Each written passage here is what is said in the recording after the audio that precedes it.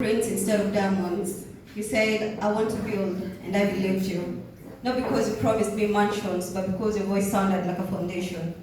You spoke of tomorrow as though it had already memorized our names. You looked at me the way people look at home. Someone once said, Mti haujengwi kwa kivuli, and everyone nodded, as if the sun had ever asked whether we were ready for its heat. So we measured love, the way masons measure cement, carefully, afraid the mixture would crack before the walls could stand. Then one day, you folded the blueprints before we had laid the first brick. You said, we can be, not yet. There isn't enough financial stability. Funny, I thought love was the land we were meant to build on, not the house we had to finish before moving in. You never said I don't love you. You said, it's not about you. How strange, because it's not about you still managed to leave your fingerprints on my heart. Those words became vows you never intended to keep. You vowed to protect me by walking away. You vowed to return when life looked more like a salary than a struggle. Meanwhile, I was left wondering whether poverty had become the newest wedding objection. If anyone knows a reason these two should not be joined, money stood up first. There are people who postpone dawn waiting for the perfect roster. People who refuse to plant until every season agrees. Lakini methali husema, subira ya butahiri. No one ever tells you that sometimes subira also stretches silence, and silence is a guest that oversees the reception. You once said, when you know, you know. I've carried that sentence like a bouquet that never found an eye. If you knew, why did certainty lose to fear? If you knew, why did forever become maybe?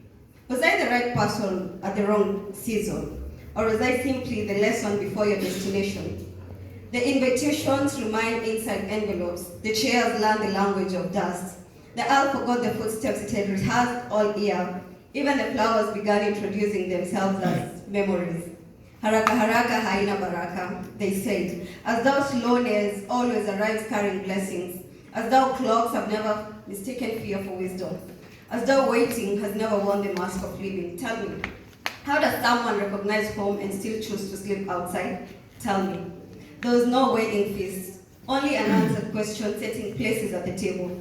I raised a glass to the future we never met, not in bitterness but in mourning, because some relationships do not die from the absence of love. They starve waiting for a perfect harvest. Maybe every unfinished house is not abandoned. Maybe some foundations are simply conversations between earth and home. Maybe every closed door is only teaching the wind another entrance. Because I've seen rivers marry the ocean without sending invitations. I've seen sunsets promise nothing and still return every morning wearing another name. And I love that the wedding was never between two people. Maybe it was between loss and language, between becoming and belief, between the heart that wanted certainty and the soul that finally learned.